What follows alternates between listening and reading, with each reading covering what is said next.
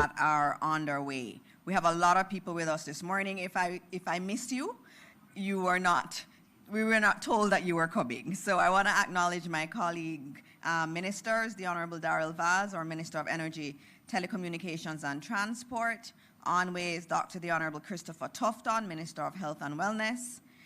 We also have, I think I saw in the room, Minister Pernell Charles Jr., Senator the Honorable Keith Duncan. We also have with us two PSs, Ambassador Rocky Mead and also Dr. Kassan Troop. We have the Chief of Defense Staff with us, Rear Admiral Antoinette Weems-Gorman, which we're very happy to have with us this morning. We also have Commander Alvin Gale, Director General, the Office of Disaster Preparedness and Emergency Management. We also have representatives from the private sector, including, I saw him come in, Mr. Metriciaga, who is the president of the PSOJ. We also have Emil Leiber, who's the president of the Jamaica Chamber of Commerce, and we have Catherine Silveira, the president of the JMEA. With us, we also have Hugh Grant and many team members from the JPS, other members of ministries, members of the media, everyone who's watching, good morning again. I know there's a lot of interest and there are a lot of questions that the media have for the teams that are here. We're going to get through the updates as quickly as we can and leave some time for questions. I will note that immediately after this, there is a cabinet meeting that is scheduled. If anything comes out of that cabinet meeting that is important to pass on, I will do so after that cabinet meeting. But we have to keep it tight because of cabinet. I just needed to note one thing before we start in relation to relief efforts and coordination, and you're going to hear some more of it in some of the updates. But a key update for you is that UN OPS has been, based on our request, on the request of the government of Jamaica, UN OPS is here, and UN OPS is going to be assisting us in coordinating the relief efforts that are afoot. Now that's very important. They have a lot of experience in terms of coordination. And as you would see in Jamaica, I know when I went to the airport, Minister Vaz has facilitated a lot of flights. Minister Vaz, you can tell us how many flights you facilitated. But there's a lot of goods and equipment coming into the country and going to many different donor agencies. There are so many donor agencies that are operating in Jamaica. And the key thing is we want to have everything joined up and coordinated. And so that's why we're using international experts through UN OPS to assist the country. So the government has invited UN OPS to help us to coordinate not just government, but also the plethora of private donor entities that are operating in the country. The key thing is we want to get goods and food to those who need it. Sometimes you have multiple donor agencies going to the same community. So what you want is to have that much better coordinated, and we thank the United Nations for their support in that respect. In terms of ODPEM, the Prime Minister would have announced the movement of ODPEM to OPM. That's a signal of how important disaster risk management and response is very to the administration, and so that move has been made. The first person you're going to hear from this morning is our new head of ODPEM, and just to give you a little bit of context, we're in a national crisis. And the key thing is synergy. Just like I was talking about having the coordination between all of the donors and government, we have to do that on a much wider scale in terms of many of the other aspects of relief. And so because of that and because of the importance of the JDF, and the Chief of Defense Staff is here, they've been doing tremendous work, the JDF, and they have the logistics experience. And for that reason, it made sense to have ODPEM with the JDF. And so in us having Commander Gale now take charge of ODPEM, you're going to see even better synergies going forward, and you're going to see the kind of joined up approach much more seamlessly executed. And so having said that, I now ask for us to welcome Commander Gale. And I'll tell you, Commander Gale is not just someone we've taken and put in this position. While I was at ODPEM before the hurricane, during the hurricane, Commander Gale was one of those persons who never left the center, the Emergency Operations Center.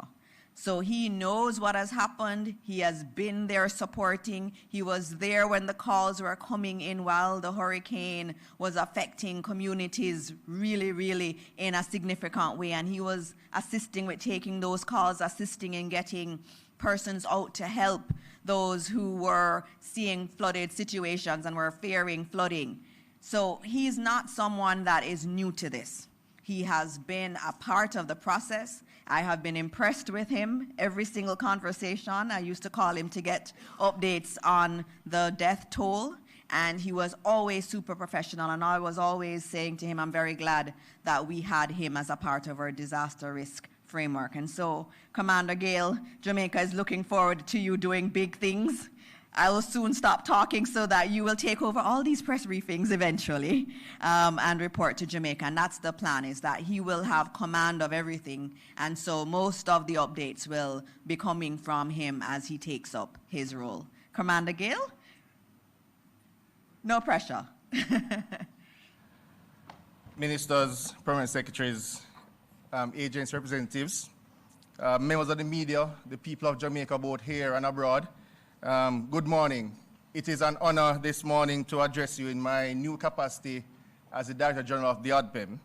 I am deeply aware of the trust that Jamaica has placed in my office to coordinate Jamaica's comprehensive disaster management response efforts and to ensure that the nation remains prepared, responsive, and resilient in this disaster and others to come. The passage of Hurricane Melissa has left significant damage across the parishes of Trelawney, St. James, Hanover, Westmoreland, and St. Elizabeth. The ODPEM has been coordinating a multinational, multi-agency response to the National Emergency Operations Center, which remains fully activated in the offices of the ODPEM. Local agencies, local ministries, the Jamaica Defense Force, Jamaica Constabulary Force, Jamaica Fire Brigade, National Works Agency, Jamaica Public Service or telecoms providers, other NGOs have all been inside the NEOC working for Jamaicans. This collaborative effort under our framework brings together these agencies to provide a comprehensive and effective response to this disaster. It also emphasizes the matter of collaboration and asset sharing to maximize the effects. I know today Jamaica has many questions, so it is my intent to take them squarely on the head today and address the pressing ones now. First and most importantly, we mourn those we've lost. The official number of confirmed fatalities pertinent to Hurricane Melissa now stands at 32. Our hearts are with the families and communities grieving those lost, and we are providing necessary support to them during this difficult time. Our initial damage assessment indicates that over some 120,000 buildings in Western Jamaica have lost their roofs. This directly impacts some 90,000 families. We are acutely aware that many communities are still marooned, cut off by flooding and landslides. I can report that through the efforts of the Jamaica Defense Force, the National Works Agency, the Jamaica Fire Brigade, and others, we successfully re-established access to many of these communities. However, as of this morning, there is some indication that some 27 communities remain marooned, primarily in the difficult-to-reach areas of St. Elizabeth, St. James, and Trelawney. The ODPEM, alongside other local agencies, and with the assistance from our international partners, are making every effort to conclude on the initial damage assessment reports, the rapid needs assessment, to determine the full extent of the damage across Jamaica. This will help the government to understand the needs as we prepare to transition to a recovery phase. A number of shelters have been closed as persons are returning to their communities, whilst the data from some shelters is limited due to communication challenges. However, as of 10 p.m. last evening, a total of 184 shelters remain open. Some 2,487 persons have been displaced into these shelters. primarily from the St. Elizabeth, Westmoreland, and Hanover areas. It is our commitment that no one will be forgotten, as the ODPEM is coordinating through the JDF and our international partners, airlift as well as dedicated ground teams to deliver food, water, medical supplies to these locations. We will not stop until every single person who is affected is reached. A massive relief operation is in full swing. If the question on the minds is that, is help coming, the answer is yes. A unified team is carrying out this effort. Through the efforts of the ODPEM, the MLSS, the JDF, over some 36,000 food packages have been delivered. Thousands of hot meals, hygiene kits, tarpaulin, cases of water have been issued throughout the island. And more is coming. Through the JDF, with the support of the Ministry of Labour and Social Security, the private sector, the ODPEM has established under the JDF a large reception, staging, onward movement, and integration operation to transport supplies to the final destination to the people who need it. We continue to clear significant amounts of humanitarian aid supplies at our airports and seaports successfully. International partners are on the ground with our teams. This is also a global effort, and we are deeply grateful to our international partners for the support thus far. As I close, I will indicate that if there's anyone out there who requires assistance or has critical information to share, please contact the ODPEM. Our teams are standing by 24/7 to respond.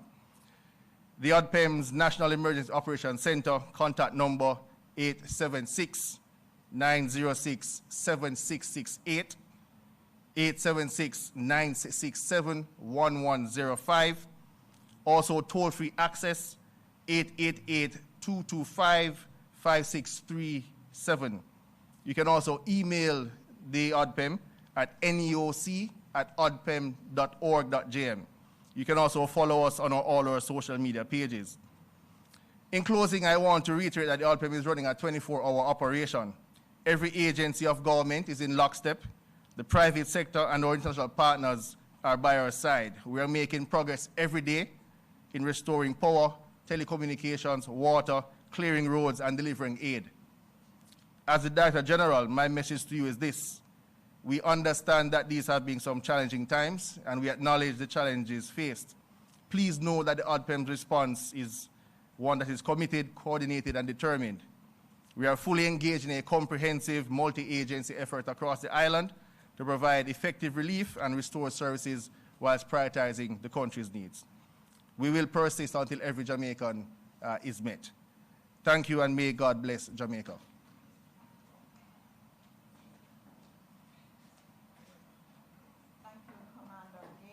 And as I said, you're going to be seeing a lot more of Commander Gale as he takes over a lot of the coordination efforts. So thank you, Commander.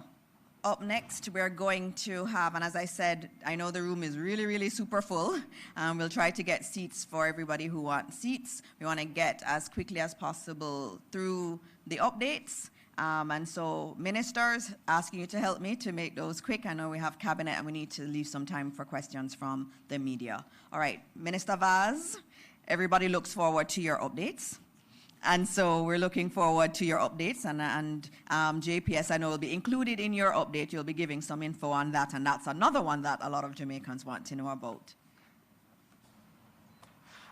Morning to Jamaica, morning to my colleague ministers, permanent secretaries, heads of agencies, head of the JDF, and of course, all others who are in the room here.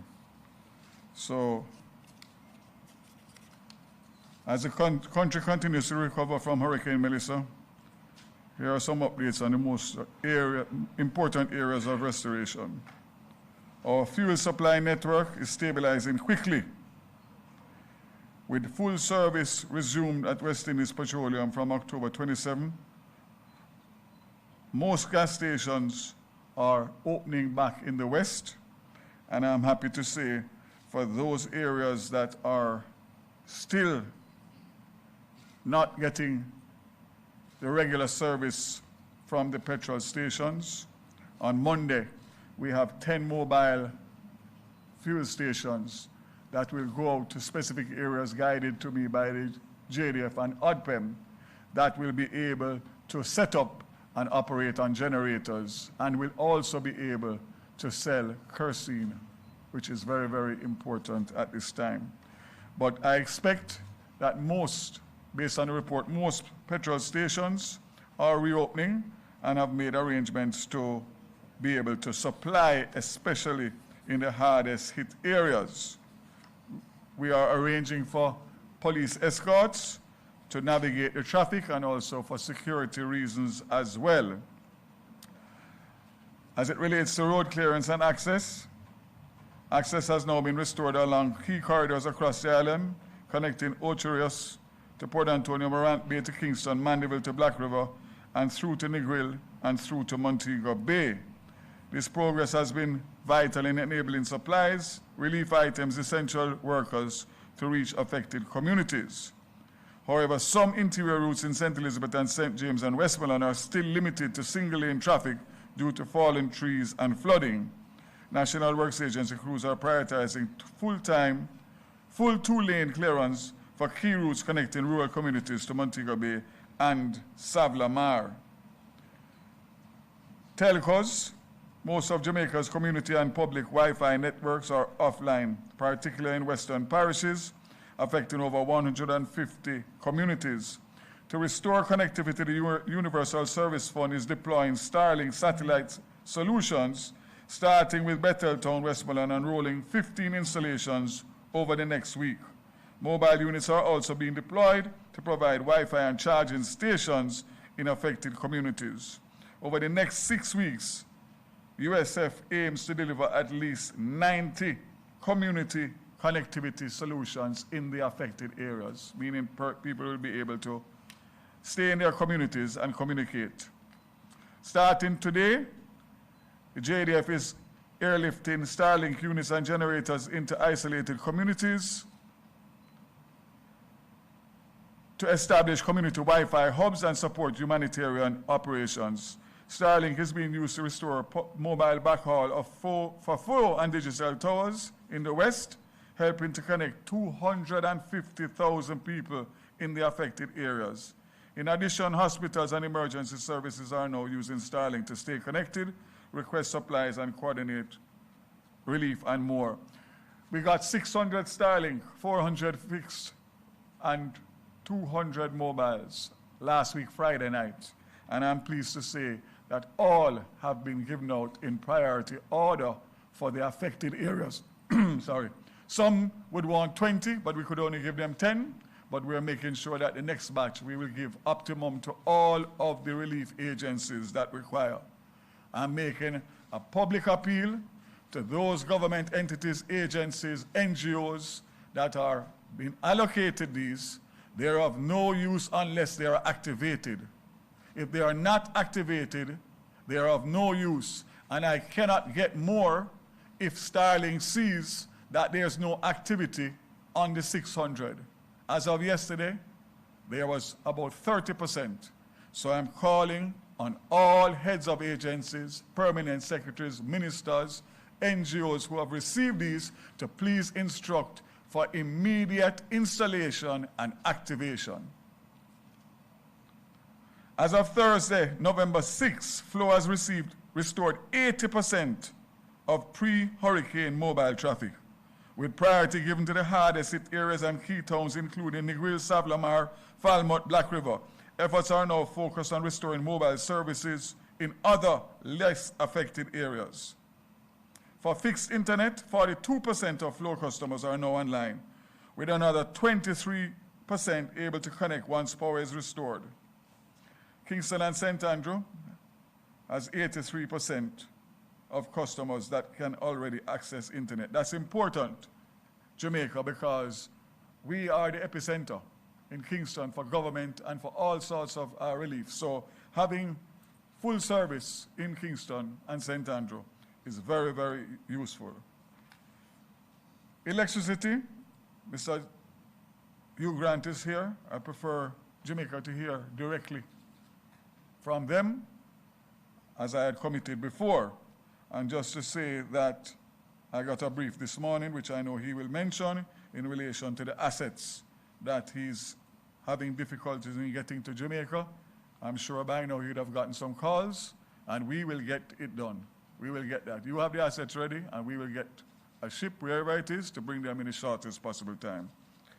Transportation, JUTC continues to assist for disaster relief supplies and also for personnel, both government-related and those NGOs who are requesting transportation. We are doing so free of cost. This is a big one now. Airports and ports. At Kingston International Airport, as of November 5th, 2025, 49 flights were staged, including 22 passenger and 27 cargo. For November 6th today, 31 flights are scheduled, all passenger and cargo operations. And at Norman Manley International Airport, as you know, operations have resumed, and on November 5th, 48 flights operated, including passenger, cargo, and military and private flights, with 42 flights scheduled for November 6th. Importantly, no scheduled flights have been canceled at both airports in recent times. The Port of Kingston has fully reopened. Kingston Wharves provided 10,000 square foot of warehouse for the JDF for humanitarian aid, and of course, free port services for relief vessels and discounted handling for relief cargo to speed up deliveries to the west. All major harbors across Jamaica have now been safely reopened, with Kingston Harbor was the first to resume operations on October 29th, followed by Montego Bay, Portland Bight, Rocky Point on October 31st, Rio Bueno and Discovery Bay on November 1st, while Ocho Rios, Falmouth, and Port Antonio resumed on November 3rd. The toll remains open, and that is a situation that I've evaluated very carefully. The Fern Gully, which is the only other access outside of the junction St. Mary, which is not an option, is still single-lane traffic and has severe flooding issues. Therefore, it is important that the aid that's going to St. Anne, Trelawney, Montego Bay, Hanover have access to a good road network. I will announce in due course when the toll will be reinstated. As for east-west, which is going towards Manchester, down into St. Elizabeth, down into Westmoreland, that is where a lot of the relief operations are taking place by road, and therefore it is the position of the government that we must facilitate that to be able to get quick and speedy recovery.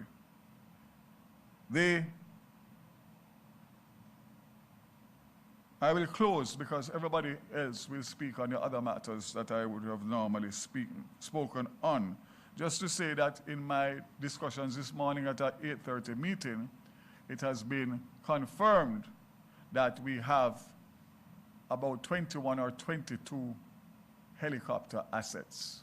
And I've been confirmed by the JDF that that is sufficient to carry out the relief side of the operations. So we have no shortage of the assets in the air.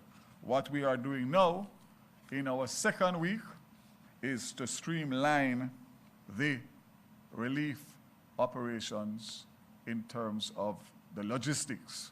And we had an excellent meeting this morning that will continue. Private sector is working tirelessly with the government, international agencies. I'm sure that you will hear from ODPEM, obviously, on some changes that have been made not only in management, but in also systems and structures. And to say that I'm very happy to see former UK High Commissioner Asif Ahmad here, who has come this morning in his Jamaica tie to help and work with the private sector and ODPEM to give us some of his well-needed experience. Congratulations on the appointment, sir, and I look forward to working closely with you in the days, weeks, and years, months, and years to come to rebuild Jamaica bigger and better. God bless Jamaica. Thank you, Minister. Is it a long update? Okay, I will time you.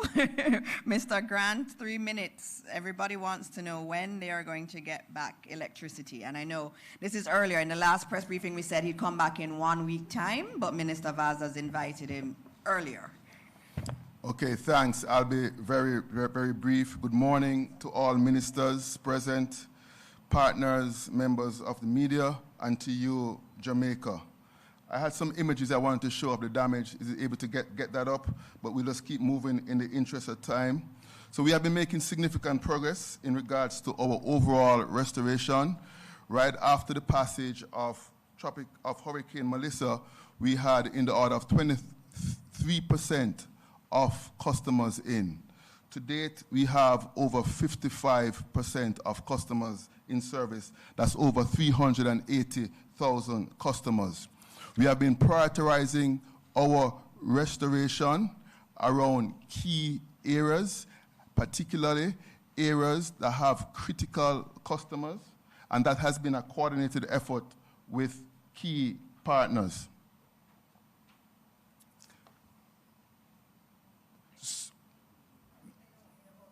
Okay, got it. Thank you. Particularly with key partners.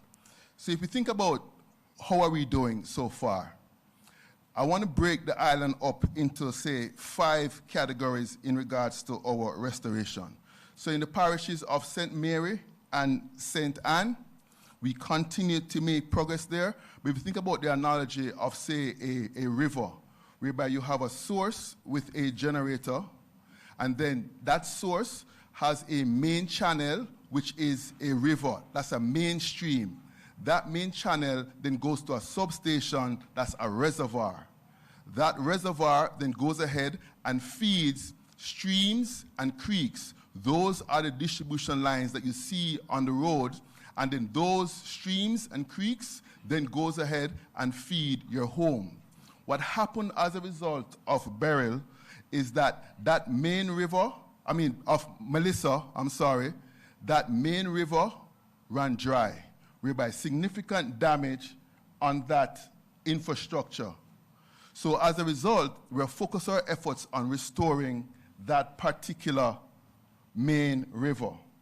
So if you look here at some of the damages that you may see, this is what it looks like in terms of the damage across the island. Significant damage. During Beryl, we did not see this type of extensive damage. So we focused on establishing, during Beryl, we did not see that extensive damage. So during now, with Melissa, we focused on restoring that main river. And we have been making progress. At the start, we had over 75% of that main river dry. Right now, we have more than 25% restored, so less than 50% is dry. But we got to get that river up in order to supply many of the key areas. So where is it that we have that main river dry? It's dry in areas out in the western part of the island. So you think about Hanover, St. James, also the midsection, St. Elizabeth. Those areas, the river is dry. So we focused on that. But I have good news for you. We were able to start one of our engines, generators in that western area. That's up and running and prepared to start supplying a source once we're able to establish that main river, which is good news. So we continue to make progress there. So as we think about, this clicker is not working or responding. Okay, here we go. That's the Bogue power plant that you see there, that's up and running out west. It's a bit slow, but as we move through the various groups, right? So St. Mary and St. Anne, we're making good progress there. Assessment is going well. Critical facilities, we have our eyes on Port Maria Hospital, St. Anne's Hospital, and town centers, and we will get to you. As we move on from St. Anne, we're now in the areas of Portland, Clarendon, and Manchester. The good news is we have restored more than 60% of Portland, more than 65% of Clarendon, more than 40% of Manchester. We continue to assess, and we're moving forward in those areas whereby in a matter of weeks, we're looking to have greater restoration in those particular areas. As I mentioned before, in the areas of Trelawney, Westmoreland, St. Elizabeth, and Hanover, there is no river. So the key there is to establish that river. Once we establish that river, we already have the source, which is the supply out west in Bogue, and then we can start providing that needed power. We currently operate in the island in 2 separate systems, one out west and one out east, in order to facilitate more timely restoration as we go ahead and as we move forward. I just want to touch on the parish of St. James, whereby there's also very severely damaged. But we also recognize that's a major economic center for the country. So we continue to work through plans to facilitate safe and timely restoration of the St. James and in particular Montego Bay. So we have the generation there. We're now working to establish that main river. After we establish that main river, which is severely damaged, we'll then continue to establish the streams and the creeks and get power to the key economic centers, to hospitals, to the water pumps, and other critical facilities. So we continue to make progress, and we continue to really work it to ensure that we can go ahead and establish that main river. So as we continue to focus on the restoration, one of the key things are our critical sites. We have been partnering with very important partners. I want to make a special call out right now to Minister Bartlett. He was able to assist us in actually getting some rooms for some of the overseas line workers that we're bringing in. Today, we're bringing in over 100 line workers from overseas. That's going to bring us to more than 230. So that's a good thing. I want to thank Minister Tufton for the partnership with the Ministry of Education. Minister Vaz, I know I spoke to you this morning in regards to getting health. Minister Vaz, I know I spoke with you this morning in regards to getting more vehicles here and the vessels so that we can get them in, and that's also a good thing. So as I close and I wrap, let me just say this. I want to say a special thanks to both our residential and business customers. Thanks for your patience and understanding. Thanks to all the partners across government. I also want to thank all the first responders out on the front lines with us, and we remain committed to working 24/7 to restoring every customer, and we'll continue to keep you updated. Thank you very much. Right, thank you. Thank you very much. As you see, JPS is working, and he's being facilitated a lot by Minister Vaz and some of the efforts there. One of the things that we were getting online, some people don't understand this language of the river. What he's saying in simple terms is that they have their generating facility, but getting from there to the communities, that's what's broken. That's what he's calling the river. So getting it moving into the communities is what they are working on. So they're saying that in terms of their ability to get it out, they've gotten that back up, but their ability to take it into the communities is not there yet.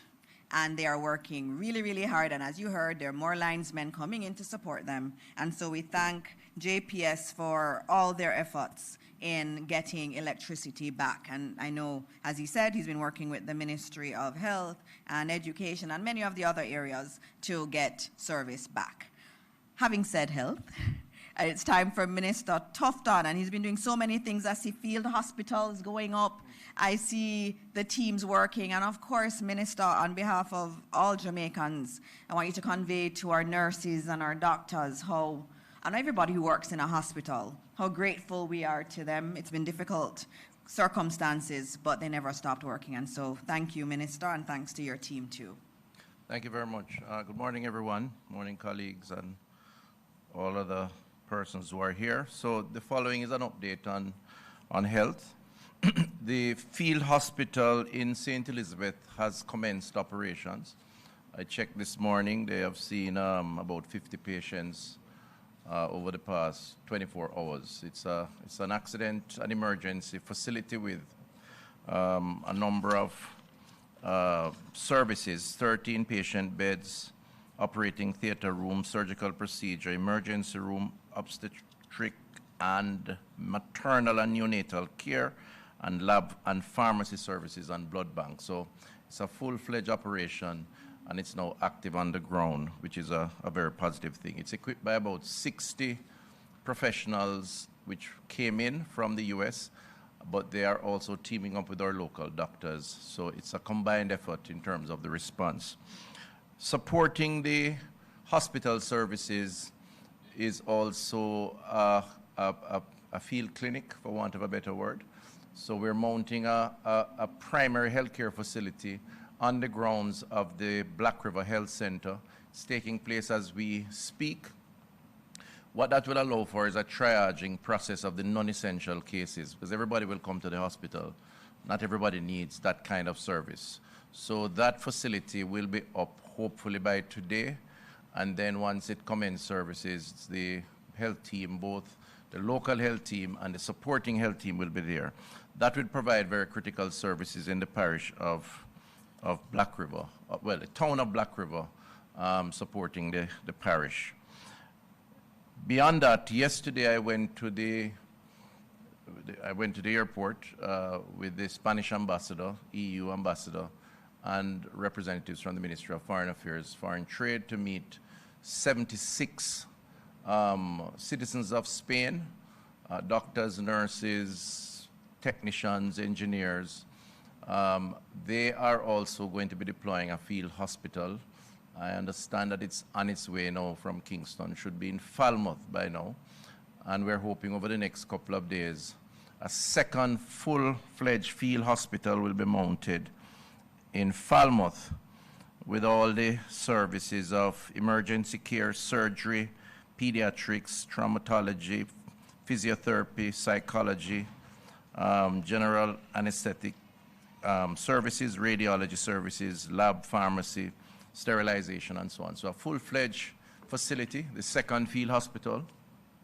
We're hoping tomorrow I'll visit that site, and we're hoping that that will be up and running. That will take a lot of pressure off the Falmouth Hospital, but will serve beyond Falmouth. It could go over into St. James, depending on where the challenges are. So that's a positive development, and we want to thank the people of Spain and the European Union for that collaboration. We're working on a third field hospital to be deployed at the Cornwall Regional Hospital in Montego Bay.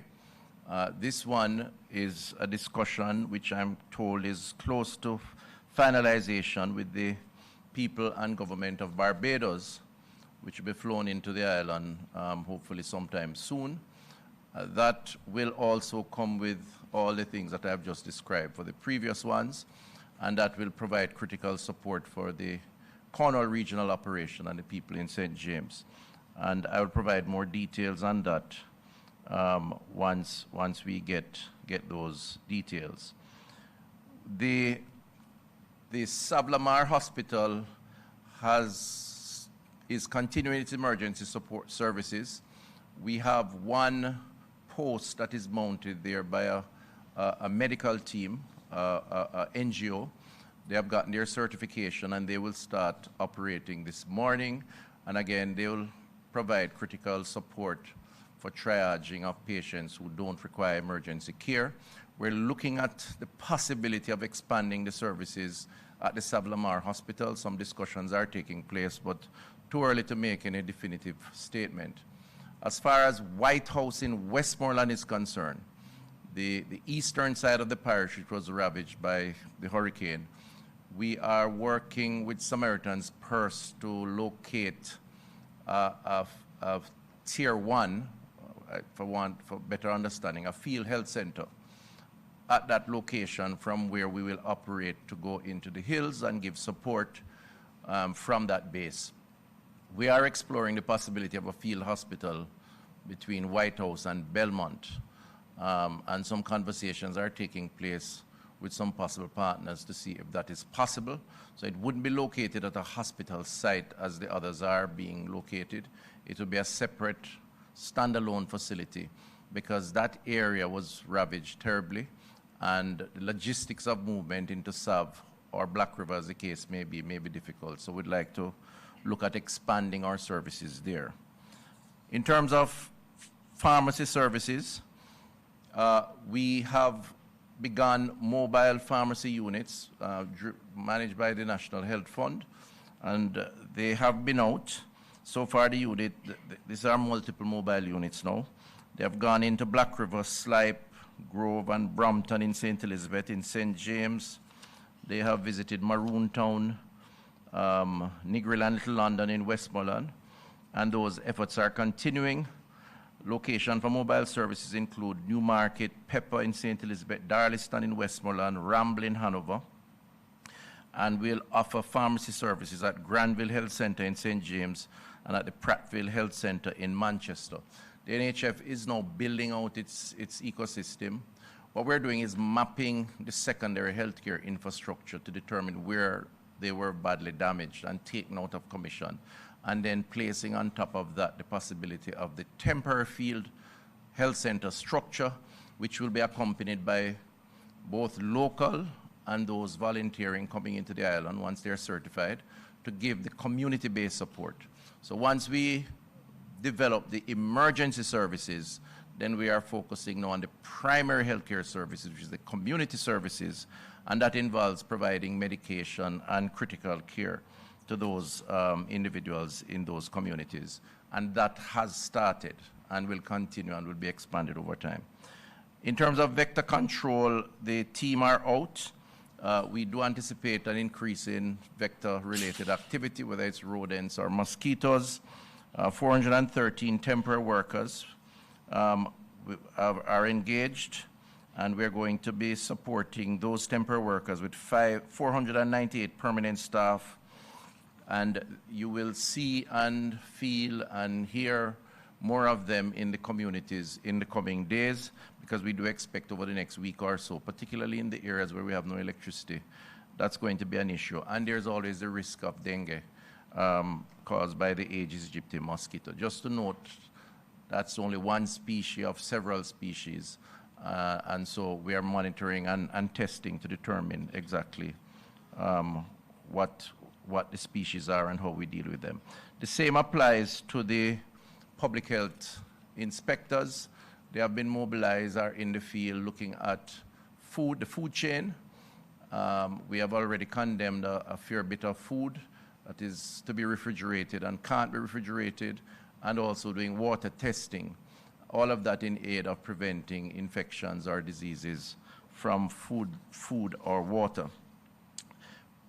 Last Sunday, we had a team of 200 that went to visit the 5 hospitals from Kingston, healthcare workers. And it was really a good show of solidarity and support for those healthcare workers who have been impacted. They helped with the cleanup. They're going back this weekend to those affected areas to continue to assist in terms of the cleanup and restoration. I'm moving fast in the interest of time. This week we had a donor and partner support meeting. Ministry of Health met with in conjunction with the Pan American Health Organization, met with a number of donors, I think over 30. And these are organizations, both local and overseas, NGOs, multilateral, bilateral partners. So we've basically brought all under one umbrella. I'm saying this to say, for those who have an interest in supporting the health response, there is a central secretariat that will coordinate that, and that's very important to avoid confusion and to ensure that the coordination is intact. There is an email, hurricaneresponse@moh.gov.jm. That's hurricaneresponse@moh.gov.gm, that you can send any request, any offer of support for health to, and we will direct it appropriately. And the final point is on mental health and psychosocial support. We now have a PAHO expert who I met with yesterday. There is a plan to engage all our field officers, not just our psychiatrists and psychiatric support teams, but all our field officers who will be in the field to discern where necessary the need for some sort of psychosocial support to persons who have been traumatized in this activity. We will have a base at each hospital, and so it will involve some amount of training or orientation, And we are seeking volunteers, so persons who may have training in this area can use this email to reach out, and we would be happy to incorporate them into creating this army of mental health practitioners or support team, because we have seen and anticipate that the mental trauma on persons who have been victims of the storm will only get worse, and we need to be there to offer that kind of support. Thank you very much.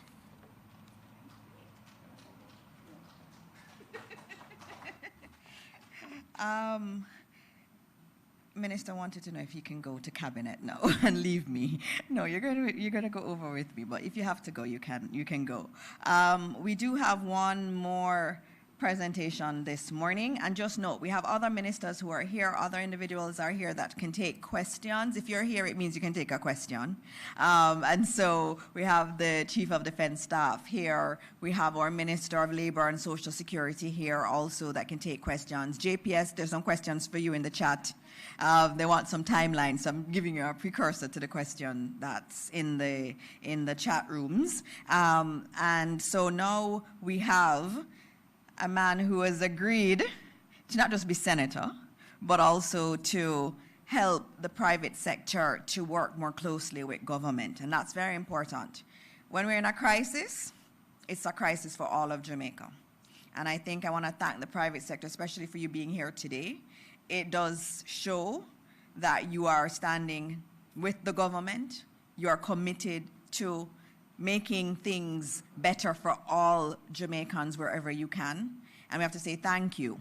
And Senator Duncan has been working very closely, and everybody in the private sector has been doing what they can to help. And so, Keith Duncan, you're next.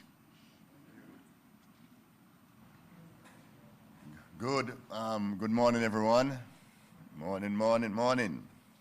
So, as chair of this private sector task force, firstly, I would like to just acknowledge that since the passage of this devastating Category 5 Melissa, we have to acknowledge the pain and suffering that as Jamaicans have experienced. That and it's real pain, real suffering.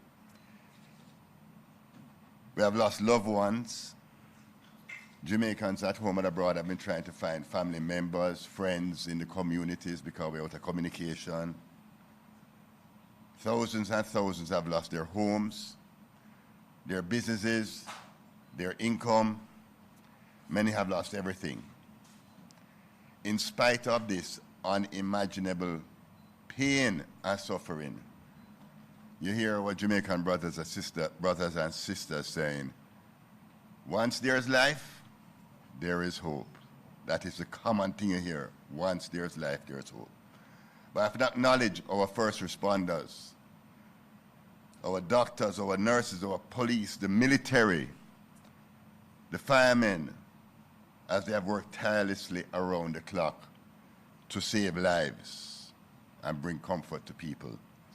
And acknowledge the NWA, the JDF, the private citizens with them cutlass, clearing roads to provide access to communities that are marooned. I'd like to express gratitude to the GOJ, the public servants, because we start off a little shaky because anybody get licked by a Category 5, you must shake up. And it's coming together now. It is coming together, the relief effort. It is coming together, and the relief and recovery effort that I'm speaking to. It is taking shape, and it's moving in the right direction.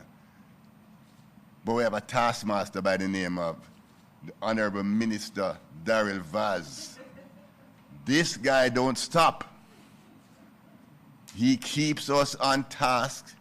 We try and bring a little structure to it, and then him keep us going again, and we have to catch up again. So I'd like to acknowledge this man, ladies and gentlemen, for his efforts round the clock. Thank you very much, sir. Respect is due. We have to thank the international community for how they have responded also, with all the support that they're bringing in. I was at a meeting last night with the PS and many others. There were over 100 international people at that meeting, and they are slowly pulling their thing together into a structured manner. It's OCHA. And we will be working, trying to work, integrate our efforts to work closely, because if we synergize, we get better results and greater impact. I think you have started like the MLSS, because, as we said, we started off at the JDF in our distribution channels, and they have worked tirelessly to pull it together. Sometimes we cuss, but at the end of the day, what we're working for is the greatest possible impact. Okay? The private sector now, we have been working in several areas. First area is we have to support the JDF in their build-out of the hub and spoke that the Prime Minister spoke to in terms of the relief distribution aid. Providing logistics support, warehouse space, we have provided warehouse space, we have provided equipment, trucking, transportation, as they build out this multi-purpose distribution model across Jamaica. As I said, we're mobilizing for access, chainsaws. We're bringing in chainsaws because we don't have enough chainsaws, and there are no more chainsaws in Jamaica. Earth-moving equipment to open up roads and access to the maroon communities. The private sector groupings under the leadership of Mitra Siaga, Catherine Silveira, and Emile Leiber have set up an emergency operations center with the help of Lisa Suarez-Lewis to coordinate the efforts to, one, as a primary objective, to get businesses back up and running and economic activity going. So working in tandem with everybody who is out there doing the work and clearing roads, getting light back in, getting water back in, the private sector is toe-to-toe working that through. And I'd like to acknowledge the leadership of the private sector who is here, Mr. Mitra Siaga. We also have worked out the supply chain, and that has been in terms of the relief aid, the food, the water, the shelter, the building supplies. That's a supply chain thing that we're working through with the MLSS, who is in charge of procurement. We have, as I said, we have established a National Emergency Operations Center within the private sector, and that is and it is a coordinated effort at the private sector. The PSOJ, JME, and the JCC have joined forces to establish a tax-free donation fund along with the Council of Voluntary Social Services to purchase care packages on behalf of for our brothers and sisters who are in these communities. Volunteerism is also important. We just want to thank the volunteers and ladies and Minister gentlemen, please stand for the arrival of the Prime Minister Okay. of Jamaica, Dr. the Most Honorable Andrew Holness. Morning, everyone. Morning, morning. Morning, PM. And you can continue. You can finish up. Honorable PM, welcome, sir. But, so I'm saying, it's not an easy road, and it will not be an easy road. The private sector, under the leadership of the Jamaica Chamber of Commerce, the PSOJ, the JMEA, the parish associations, MSMEs, the small and medium enterprises, we are fully activated, working collaboratively with the government and our NGOs and our international partners to save lives, restore livelihoods, rebuild our economy, and construct a stronger, more resilient Jamaica. As the Jamaican people say, where there's life, there is hope. Thank you very much. Thank you very much, Keith, and thank you to all of the members of the private sector for your support. It is very much appreciated. As I said, all hands on deck across the country. And now we are going to be hearing from someone who wasn't on the flyer, but who is really leading us all and has been working nonstop to coordinate all of us, especially as cabinet ministers. And so I ask you to welcome our Prime Minister, Dr. the Most Honorable Andrew Holness. Thank you, Minister. Good morning, Jamaica. We are officially out of the preparation phase. We have done well in the preparation phase. But even the best laid plans would be laid to waste in a Category 5 hurricane. It's as if you have gotten a knockout blow and you are trying to reconstitute, get yourself up off the mat to say, what do I do next? And that was kind of like the impact of Hurricane Melissa. So in the initial phases of the relief phase, it was almost as if it were a scramble. What is the relief phase? The relief phase is that period of time when the authorities of the government, the civil society, private sector, and others seek to mobilize relief for those who are most impacted. What is that kind of relief we're talking about? Food, water, medicine, clothing, emergency shelter, and services, medical services, search and rescue, or in most cases now, search and recovery of bodies.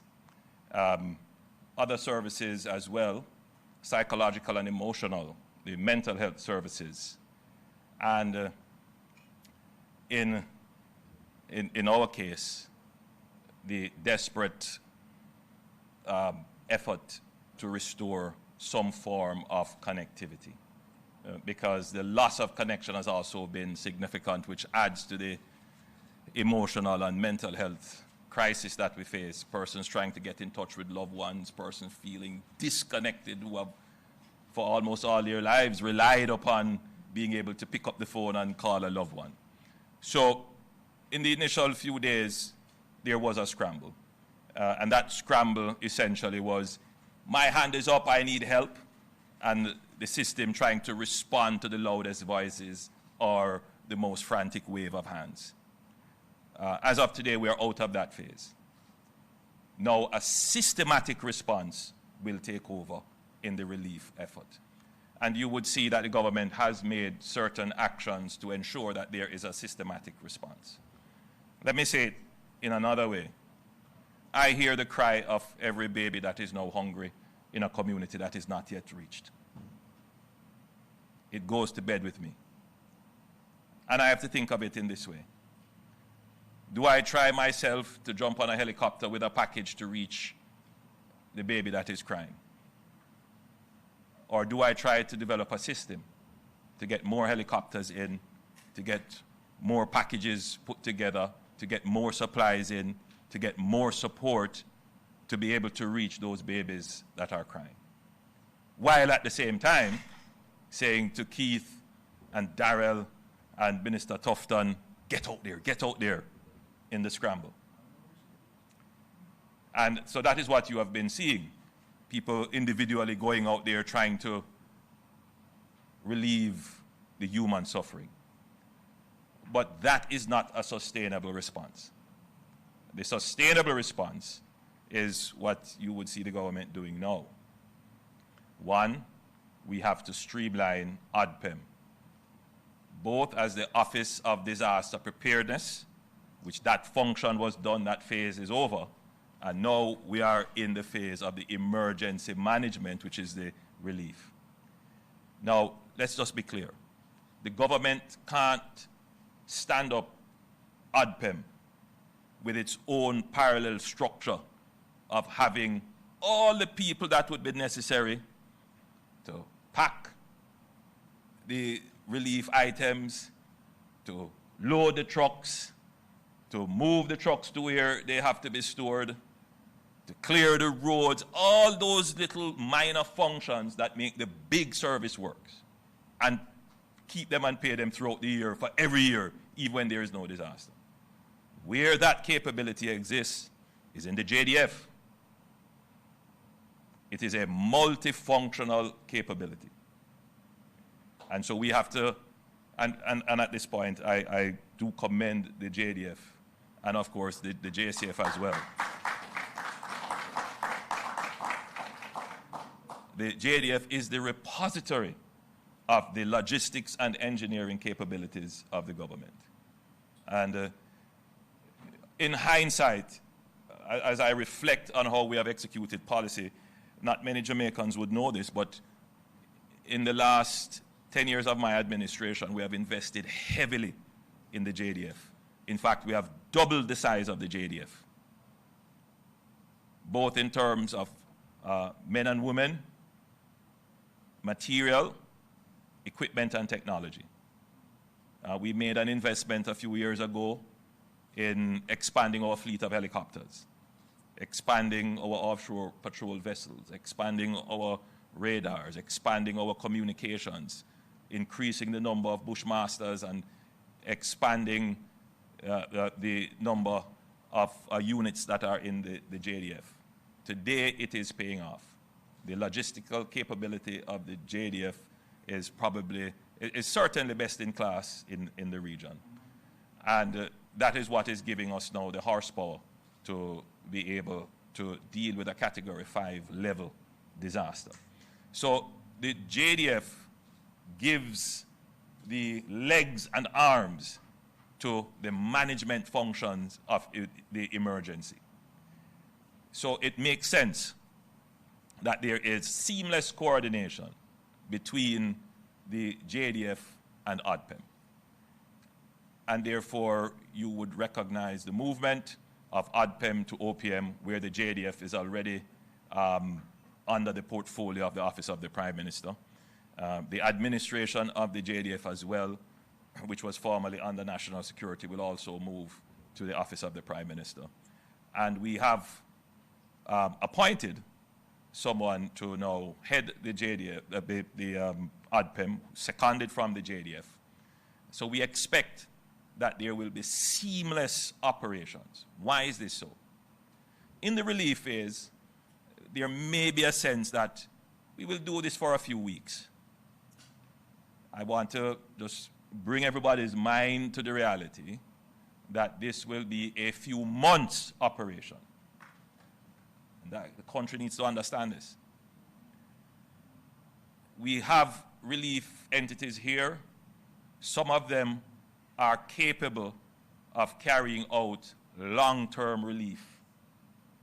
But most of them are not capable to carry out long-term relief and will take up stumps and leave the theater of operations after a few weeks. So the government has to have that base capability to be able to sustain the relief effort for a long period of time. And that is what I have been working on to ensure that your government has that staying capability to bring relief to 6 parishes and other divisions and constituencies in other parishes that are impacted. We don't have the exact number of persons who are impacted, but we can estimate that it would be somewhere in the region of about 600,000 persons. Now think of it. We have never had a sustained operational capability to bring constant relief effort to 600,000 persons and what that requires. So the planning that has to go into that for the logistics and management takes some time. In our case, only a few days before we can stand it up so that we can reach every crying baby who is hungry. So Commander Gale has been tasked. The CDS already knows what her task is. They will be working together seamlessly under the administrative leadership of the Permanent Secretary in the Office of the Prime Minister, former Chief of Defense Staff, Rocky Mead. That, however, needs to be augmented by best-in-class international support, and you can't get better than the United Nations. Last week, Sunday, I had a call with the UN Secretary General. The UN Secretary General is a friend of Jamaica. He has visited me a few times. We're always working closely together on climate change, on financing for development, and he does have a special place in his heart for Jamaica. And I said to him, what we needed was the best-in-class logistics capabilities. And within a few days, in fact, yesterday I had a meeting with the Deputy Secretary General in charge of these kinds of operations from UN Ops, and they are mobilizing a full team that will come and support the logistics and management efforts of ODPEM. So yes, we have capabilities, but as I have said, no matter what capability you thought you had, when you are hit by a Category 5 storm, right, you must get even greater and better capabilities. And so UN Ops is here I know they have had several meetings with private sector, I believe, civil society, and they will be embedded in ODPEM. And the idea is, after this experience, the technical know-how and capabilities will be transferred to ODPEM. So we are expecting that after this, ODPEM will be even stronger in terms of its ability to manage large-scale disasters. At that point, I would segue into saying that international support for Jamaica's relief and recovery effort is significant. I don't want to call everybody's name now. I leave the Minister of Foreign Affairs to give a comprehensive review of all the countries that have reached out to us. And I've had direct conversations with several world leaders about how they can help. So the relief effort is obviously being supported, but the conversations have moved past the relief stage now, where we're talking about recovery, and that's where I am engaging several world leaders as to how they can play a role in the recovery from the disaster. You would have heard me say in the presentation to Parliament that the damage could be anywhere from 6 to 7 billion US dollars. That is a conservative estimate. I have seen one economist saying something much more. I don't want to be alarmist. But we are going through the process of trying to assess the damage.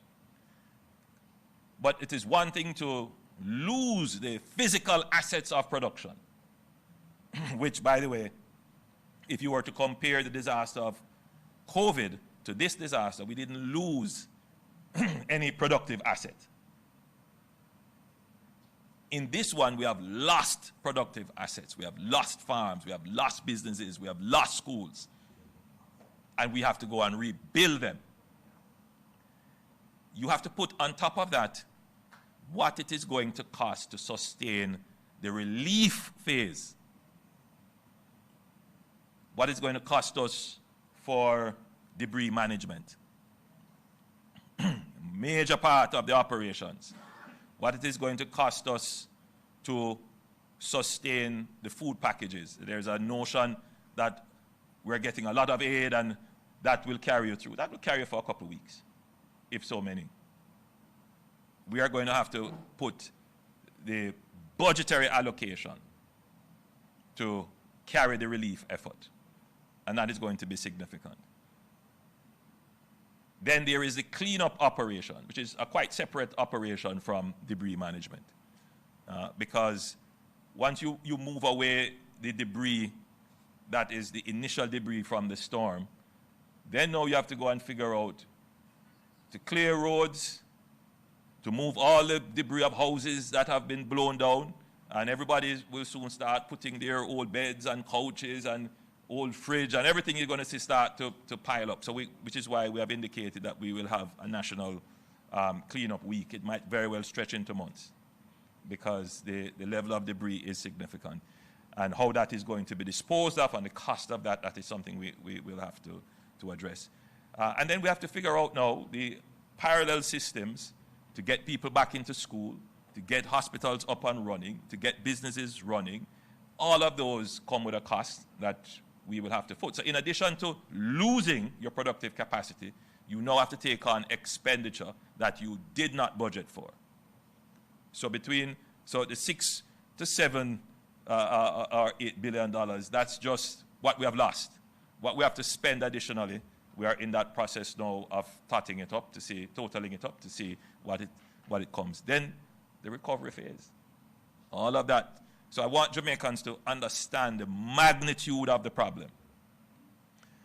Why am I saying this? How you feel will largely guide how you act. And there are a lot of people out there who are deliberately creating misinformation. And my job is to give you the correct information. If you choose not to listen to it, that's your business. but at least the correct information must be out there. I've seen someone say, Prime Minister don't like criticism. Nonsense. Not every opinion makes sense.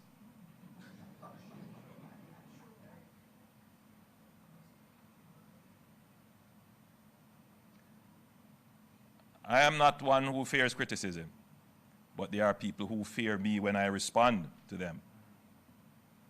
Be assured that I will respond to any nonsense that is put out, not to be distracted, the critical ones. Because managing information is also an important part of the disaster management. If you allow people to cast your nation into despair and grief, to smother hope, to ignore the heroic efforts that people are making, and to just focus on the negative, then we'll have a negative outlook in a time when we need people to be positive in their outlook about our recovery. So I ask all Jamaicans of good mind and goodwill to stand up to those who are seeking to become popular on negativity. Outside of that, there has to be a critical focus on the re-establishment of normalcy. Now, even though we have broken up the emergency management into phases, it doesn't mean that everything happens sequentially, that you have to come out of the planning phase before you enter the relief phase, before you go into recovery. And no, what we're trying to do is do everything almost simultaneously. So even though we are in the relief phase, we are already planning the recovery phase. And a part of that is to restore normalcy. We want normalcy in electricity, normalcy in telecommunications, get the roads back up and running. That's, one indication of normalcy. But an important part of normalcy is to get commerce up and running. Now, as I toured through Jamaica, and I intend to go and visit some more of the areas that are hit, but I had to break that to make sure that the organization and strategy and policy is effective. What is clear is that local commerce has been badly hit. The local shops are closed. The local pharmacies are closed. Markets are closed. We need to get those stood up. The private sector has a role to play in that, and I see where they have started. Getting the gas stations open, ensuring that the large distributors are open, the large supermarkets and wholesales are open, especially in the urban areas. I like that. But I also want the small shop in Adelphi or in Spring Mount or wherever else, that those shops reopen. Now, they can't reopen for one main reason. They don't have electricity. That's one. And the second is that supplies can't get to them. The distributive trade, which, by the way, is an incredible logistics operation. They supply thousands of shops every day with trucks going all over Jamaica. That has been hit. And they can't call to place orders, and some of them can't access cash. So I've asked the Minister of Industry, Investment and Commerce to develop a plan to support the small shops in communities right across Jamaica to get them up and running.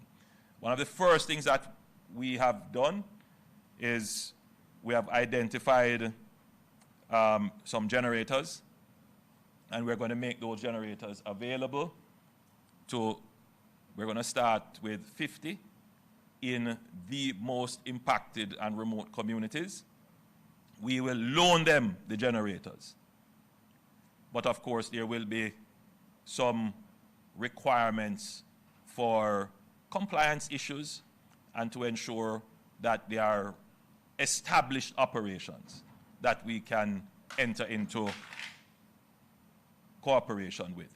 So, of course, we would have to verify that they are a legitimate operation, so we would ask the JPs, the police, and other established persons in the area to vouch for their credibility.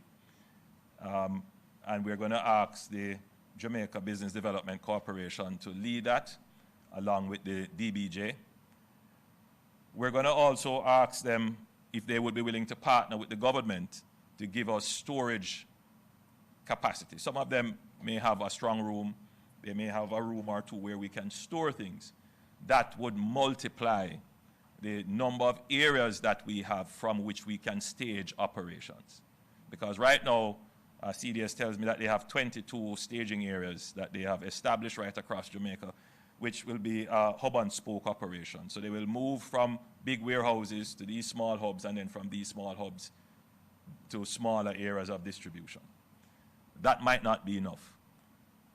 Eventually, we will have to move from this operation of us moving items. So we move from main warehouse to these spoke and hub operations, and then we distribute. The physical distribution of the relief is an expensive operation, and it poses some risk to us as well. I've seen videos circulating where I've seen a Jamaica Defense Force truck and people are there waving, and it wasn't too bad. But even in a disaster, we must maintain our dignity. Even in a disaster, we must never give the view that there is lawlessness, and even if we are hungry and there is suffering, we must maintain our dignity. And the way in which the relief operation is done must be done in a way that protects the dignity of the people. So a part of what we have tasked ODPEM, JDF, and the Ministry of Labor and Social Security is to ensure that there is this standardized process that protects the dignity of the people that we're giving aid. But as I was saying, we can't carry this on forever or for too long. At some point, we will transition to a voucher or a coupon system where instead of carrying the bag of relief items, you will get something that is equivalent to cash, and you can go to your nearest shop in your area where we will stock and supply them, and you get your items. But to do that, we have to stand up those shops. We have to provision them, give them electricity, give them internet connection. And so we're working on that plan, and in the coming weeks, you will start to see that plan come to fruition, so that for the foreseeable future of the next few months, there is an effective and robust system to deliver relief as we pivot to the recovery stage. I want to thank the members of the media who are here, who have been covering the disaster, who have been faithfully attending these press briefings, and the media who has carried the press briefing, because that's very important for the informationalization of the citizen. And so I want to thank the journalists who are here and the media, which is privately held, and they are sacrificing their advertising time for this, and I want to thank them for doing that. So, in summary, there's no question that the initial relief phase started off a bit slowly. But when I did some research this morning looking at the initial relief efforts for COVID, but not for COVID. COVID was quickly, but for Katrina, for other major storms in the region. And Jamaica has done well. I mean, in 5 to 6 days, what we have stood up is incredible. This is not to say that there isn't human suffering, but please don't mistake me. But if you compare to Puerto Rico, to Antigua, to Dominica, and to the United States, which has had several major, that we have done is incredible. So as of today, the communities that we have not reached yet, the persons who are sending me messages to say, hey, I haven't gotten, the system will now respond and will respond quickly to get into those communities. So at the time of my next update, I should be able to say of the how many ever number of communities affected, this is the percentage that we reach. The target now is to get at least initial welfare and humanitarian response to every single Jamaican who has not yet gotten attention. Thank you for your attention, ladies and gentlemen.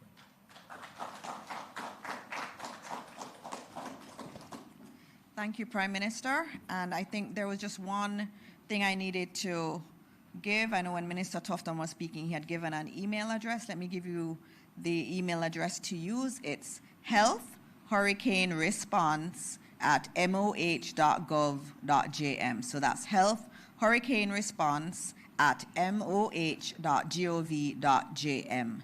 Now we're going to be opening up for some questions. I should note that our ministers of state are here. They're in the room too. And I see Minister Mackenzie, Minister Morgan are trying to go around. There are a lot of people in the room. I'm just acknowledging all of you. And we have cabinet, so let's go quickly to the questions. Can we have everybody just do one question, please? All right.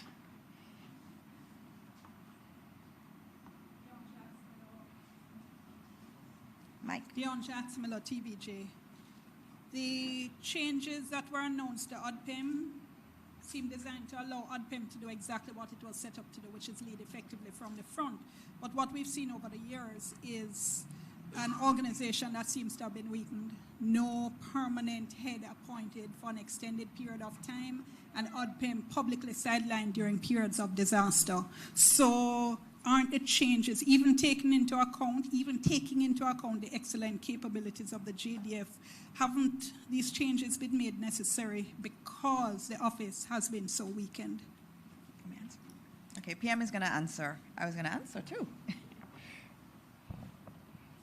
You know, ODPIM over many years developed a sterling reputation for disaster, preparedness and emergency management, and several of the heads of ODPIM have gone on to play leading roles in the Caribbean. There is no denying that over time, that capability and prominence was not as it was in previous times. There are several factors that contribute to that. One of them would be the level at which the executive leadership was remunerated. In other words, you know, for a job such as what is the task of ODPIM, the salaries did not keep pace. Because just from a competitive point of view, if you want the best people, you have to pay well. And the best people are being competed for with other entities all over the place. So Jamaicans who have the capabilities are being pulled all over. And so even now as we speak, ODPIM is still in this process of the compensation review. And that, in a sense, is probably the main issue. We have had several disasters before, and you know, so if you were to say, how would you judge ODPIM in preparation, in standing up the preparation for disasters? I think you would say that the preparation for disasters went well. So even with not having necessarily the strongest executive leadership, we were still able to mount a credible preparation. During COVID, which was a kind of different disaster than what ODPIM would have been used to, ODPIM did not necessarily feature so much in the preparations, but they did come in and work very well in the emergency management, and not much credit has been given to ODPIM in ensuring that our BPO sector and some other business and commercial operations were able to operate.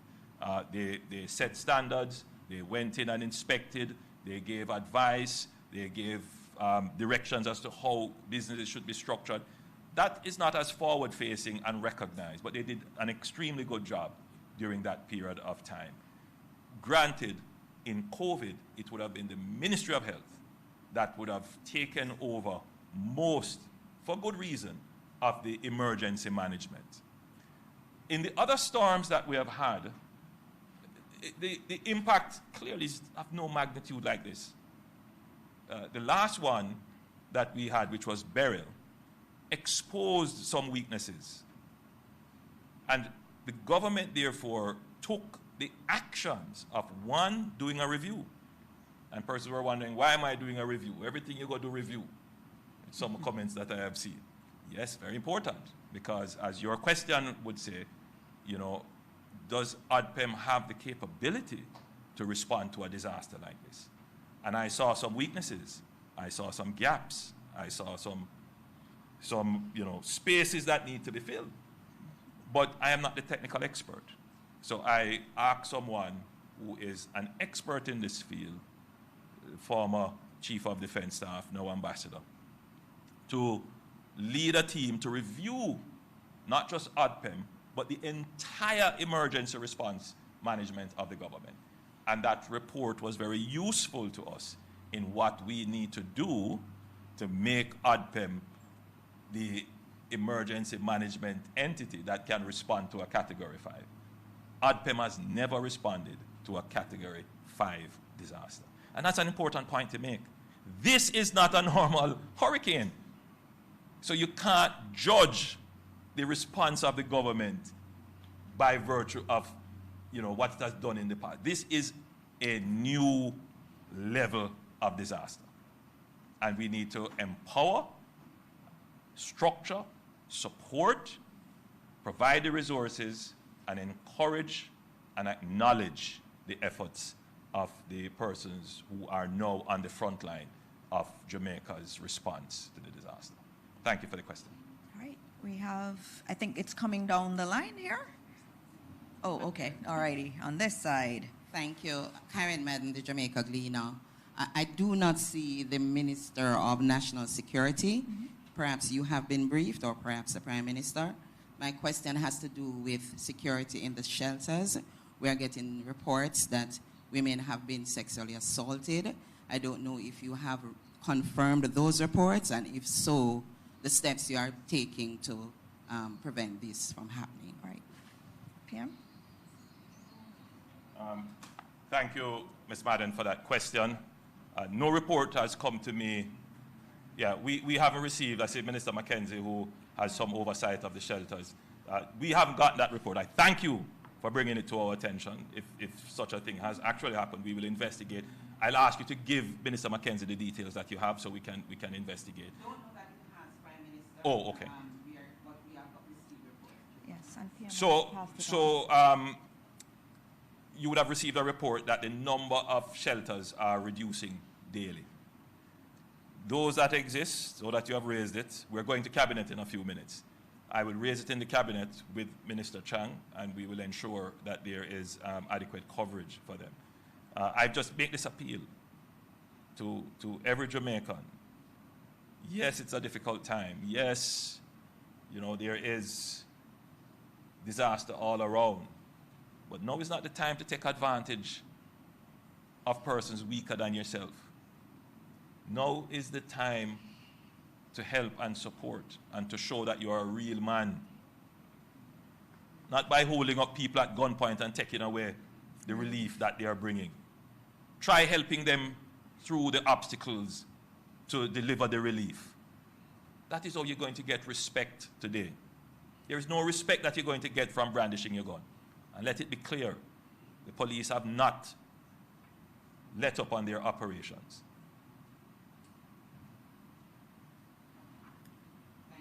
Thank you.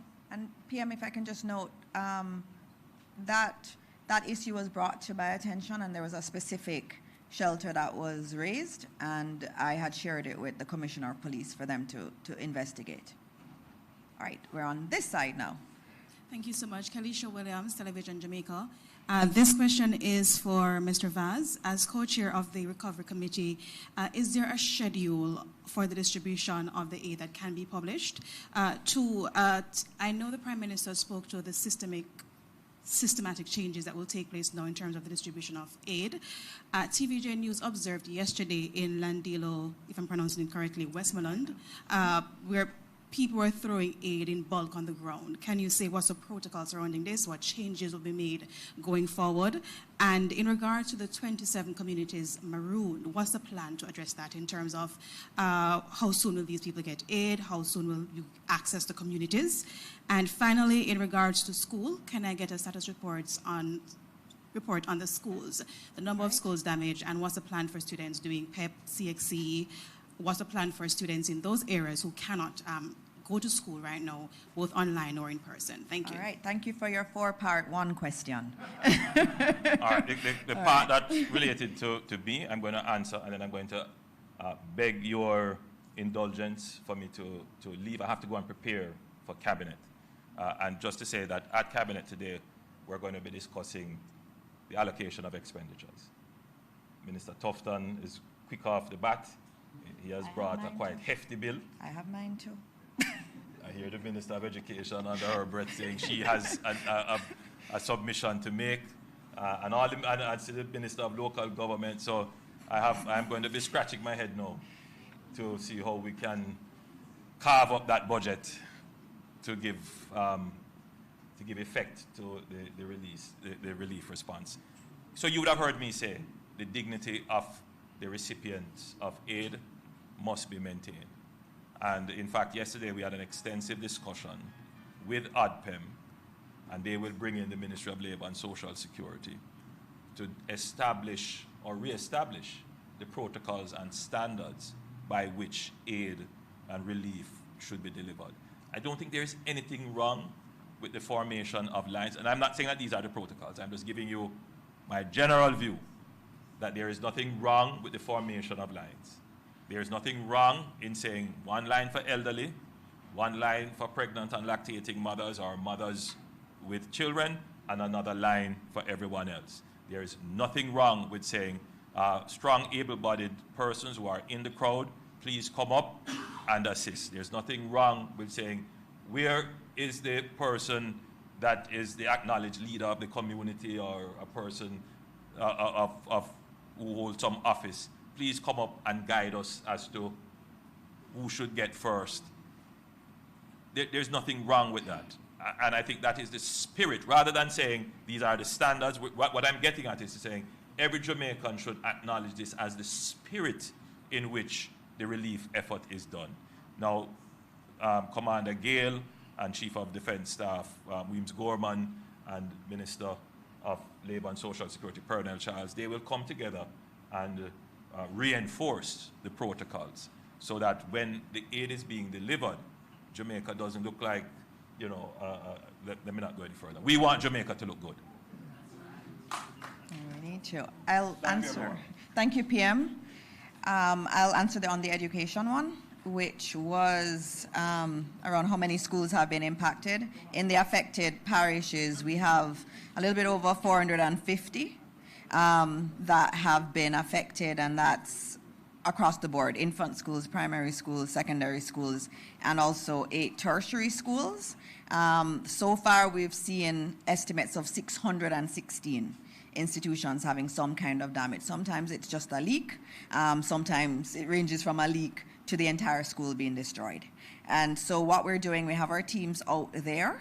We have an initial cost, which is humongous, and so we're going to be trying to confirm that on the ground. The ministry team is already out there. The senior team will be out there. Our state minister and our parliamentary secretary will be going out too to get more assessments. So we expect that by next week we'll have a bigger picture, a clearer picture of what is happening with the schools. But almost every school got some amount of damage.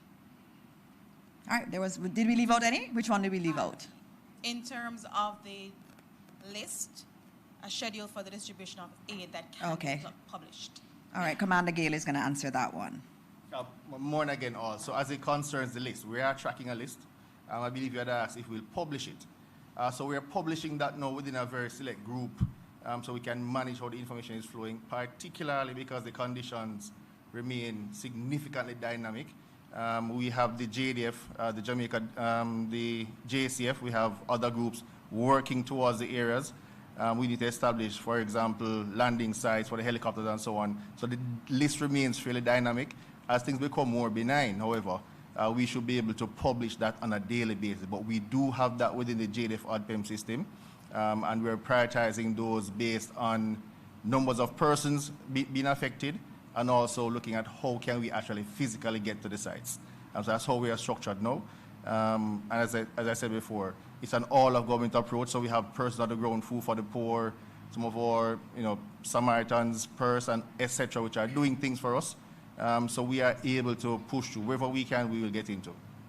And the plans for the 27 maroon communities, how soon do you think you can get access to these areas? So we're out flying now. We do have several urban SAR groups on the ground working with the JDF and the fire brigade. So we are pressing every day to get that number down.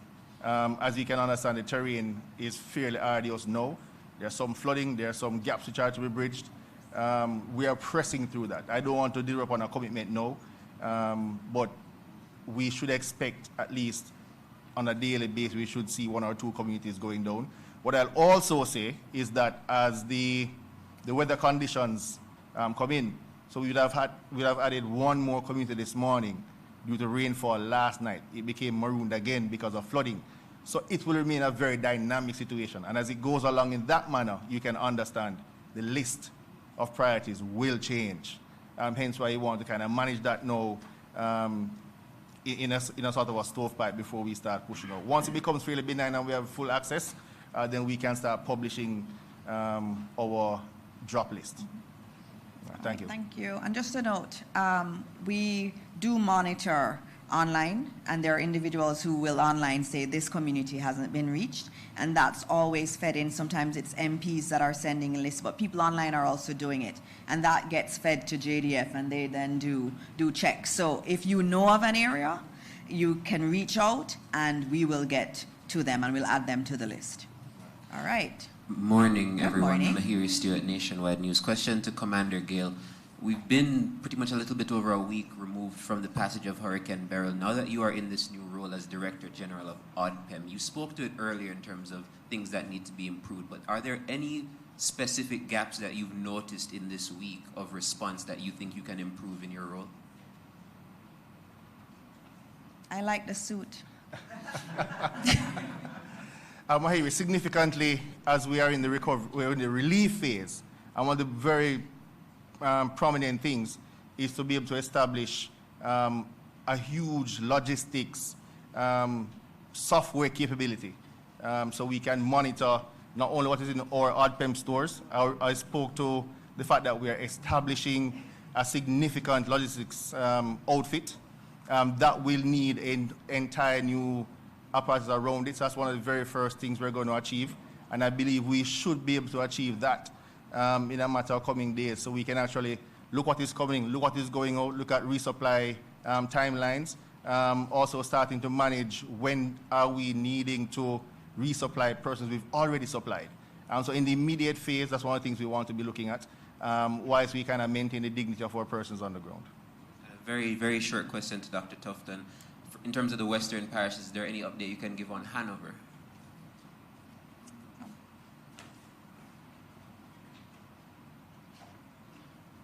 Yes, so the Noel Holmes Hospital in Hanover is functional. The A&E department was not impacted. The dietary maternity ward and the male and female ward had roof damage. And we had to do a makeshift arrangement for ward space in the passageway. The estimates have been done, and the idea is to address that facility. It's a small hospital compared to the others. The population is less. About half of the health centers in the parish have been damaged, and that assessment is being done. So the team is working. I've been there twice, and they're managing for the time being. All right. Thank you, Minister. All right, Zara. Zara Burton, 18 Degrees North. Good morning. I had some questions, but I don't necessarily know if anybody from the environmental sector is here. It has to do with just the decaying of carcasses and speeding that up. I went on Friday, didn't see any jonkers in the air, and wondered, on a serious note, if anything could be done about getting some jonkers in the area to take up some of the carcasses.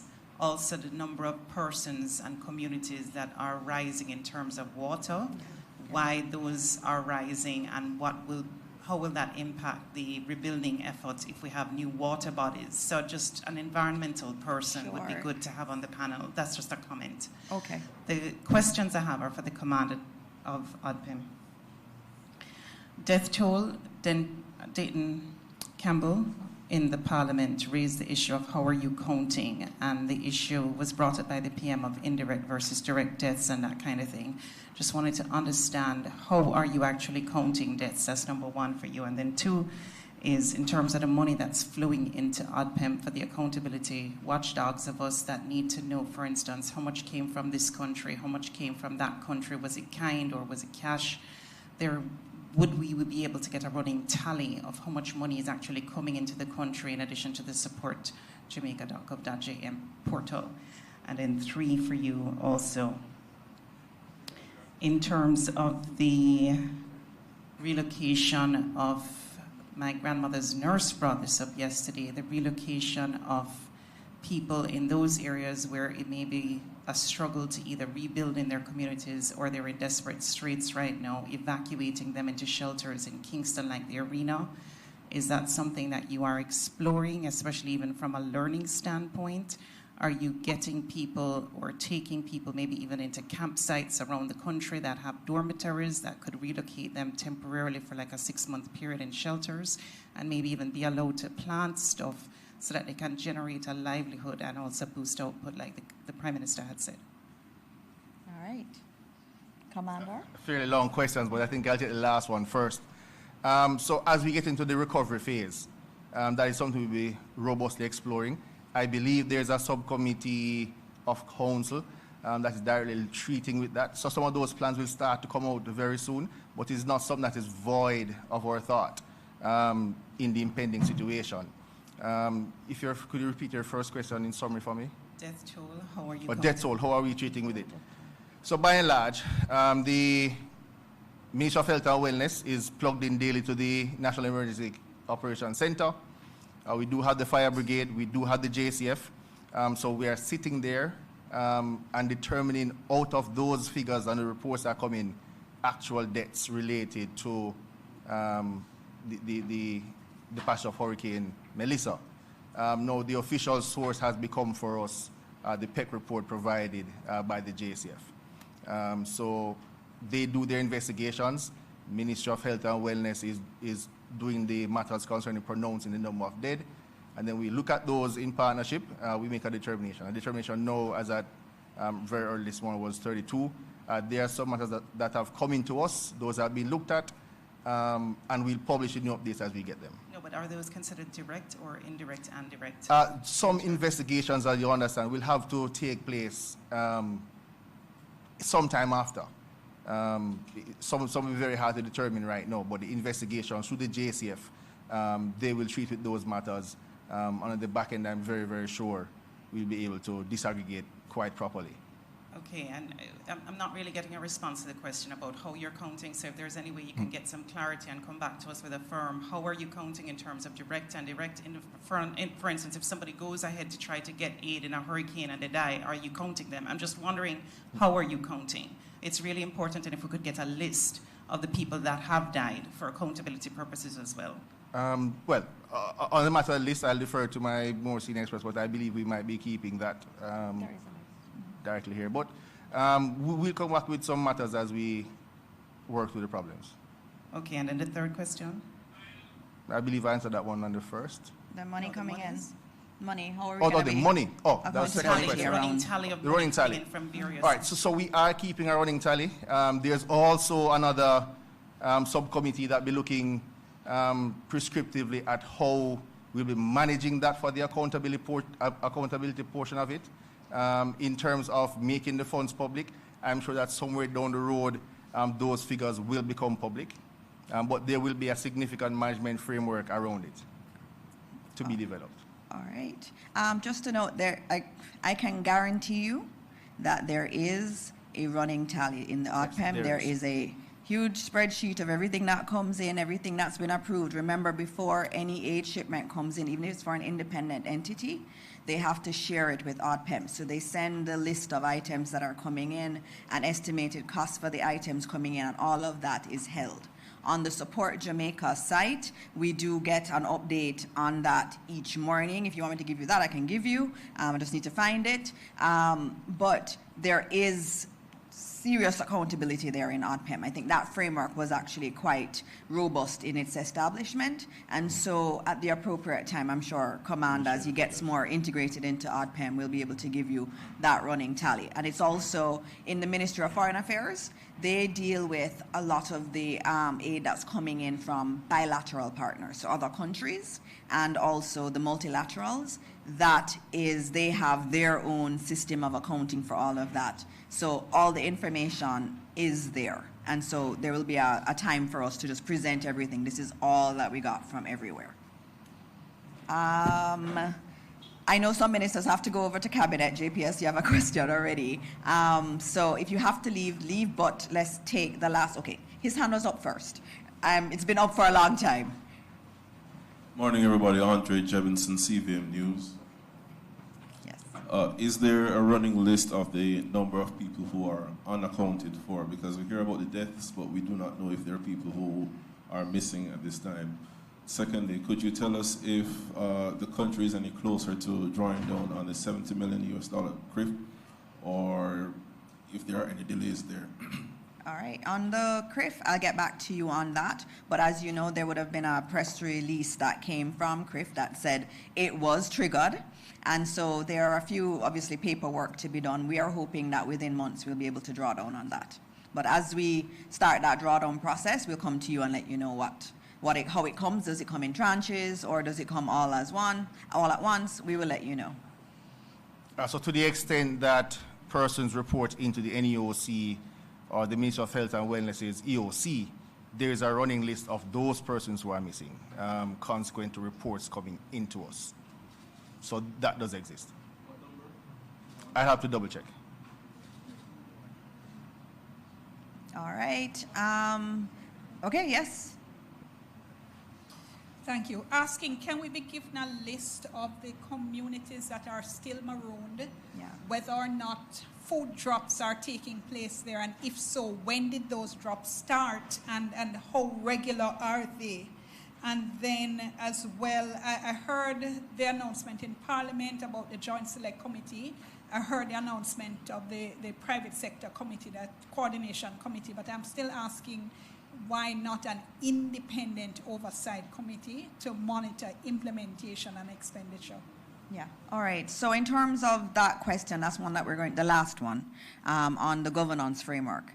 That is going to be discussed in Cabinet, and we started discussing it last week, and then there was also some indication from PM about putting in accountability structures.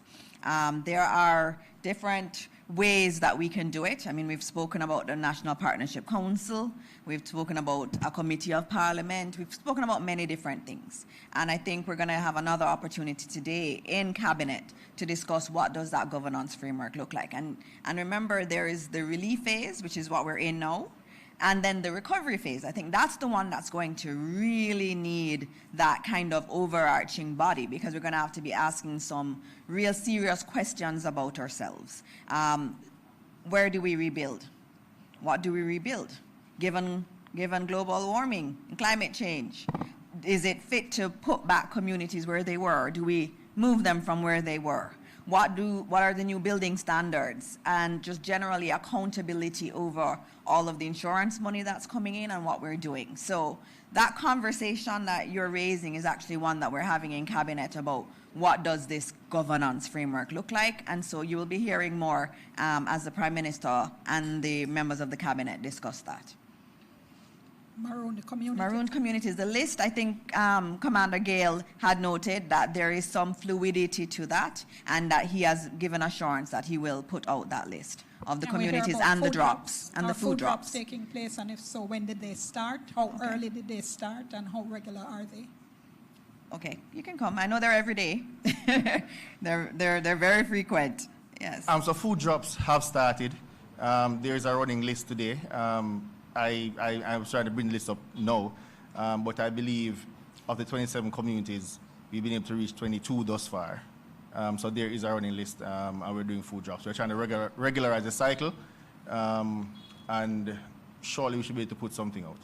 Can you tell us when the food drop started and when can we get a list? When they started, the moment we started flying, which was the day after the passage of the hurricane. And the list, I won't promise you a time now, but to be expected shortly. All right, we're going to have to wrap soon. I know there were 2 questions that I just needed to give responses to. There was the question that had come on sexual assaults at shelters. There was a specific one that had been referenced online. The Commissioner of Police has said that they also got the report. I gave them, but they got it before me, and that they are currently investigating, and they'll get back to us later today. On the environmental questions about John Cruz and the others, we'll try to ask our environmentalists in terms of what's the best thing to do with animal carcasses and so on, and we'll get an answer. Just wanted to add one bit of information based on the questions that have been coming. Over 300 hours of flights coordinated between the Jamaica Defense Force and the U.S. military.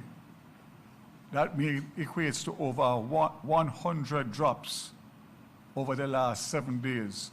And that does not include the other 15 helicopter assets that are being used by international charities, charitable organizations.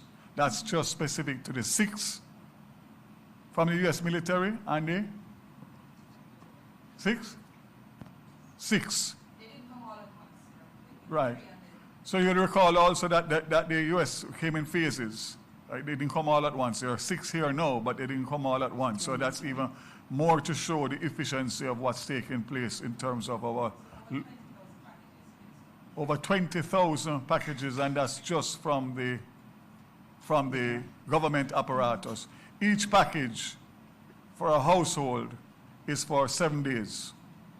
So it's a lot of logistics and planning to make sure that when we drop, that family or that recipient has food for 7 days. The family has food for 7 days. So just wanted to add that to give you an understanding of the magnitude of what is taking place in our beloved Jamaica. Today being the 7th day since the hurricane hit. All right, we have to close. I'm seeing a message that we're needed in cabinet, but let me have the last 2 questions over here. I see 2 hands. We're gonna just take both, and then we give the last set of answers. Microphone, please.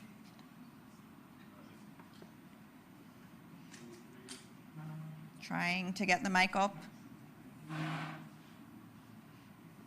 Testing. All right.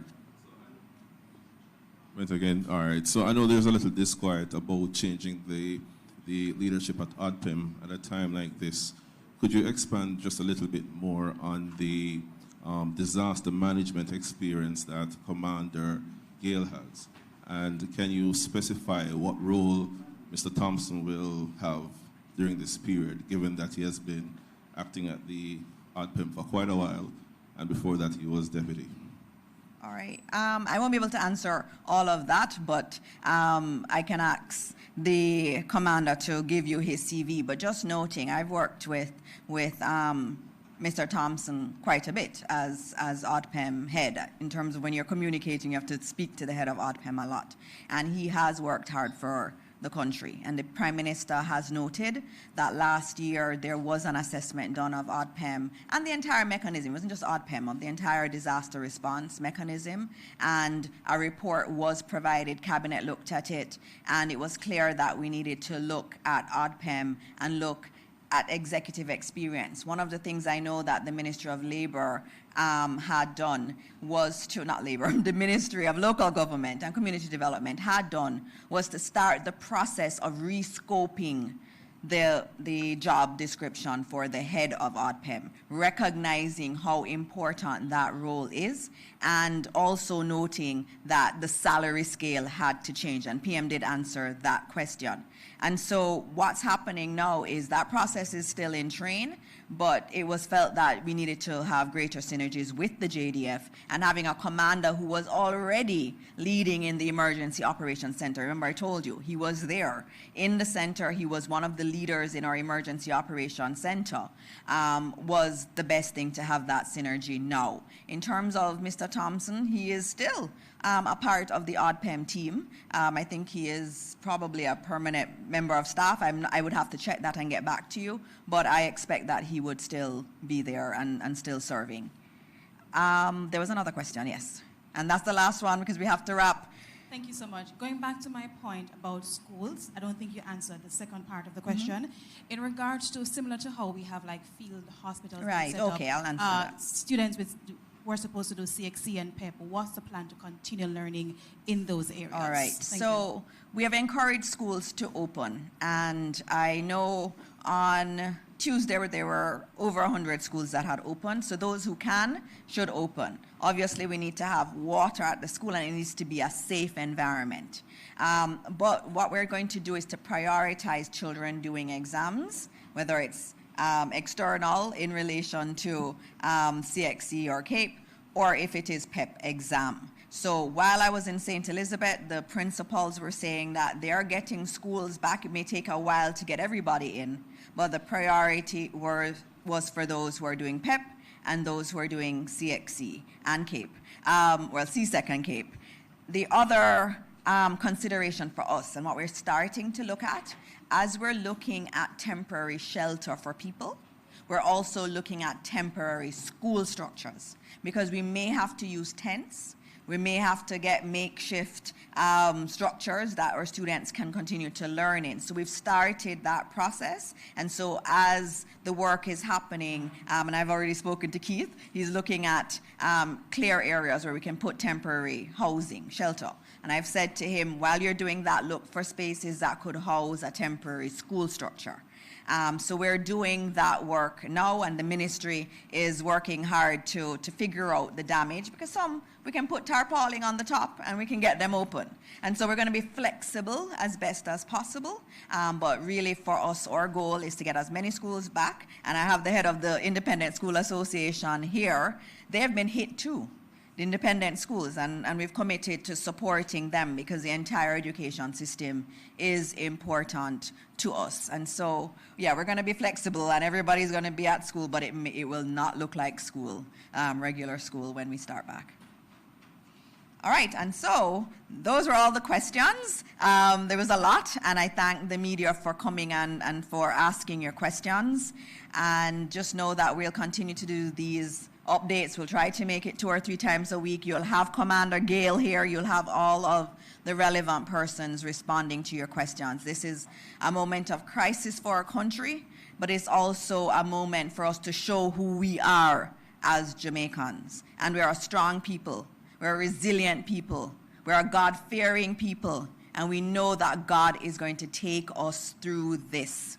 And so as we go out there, I know there's a lot of sadness, especially for those who lost their loved ones or who lost so much in the hurricane.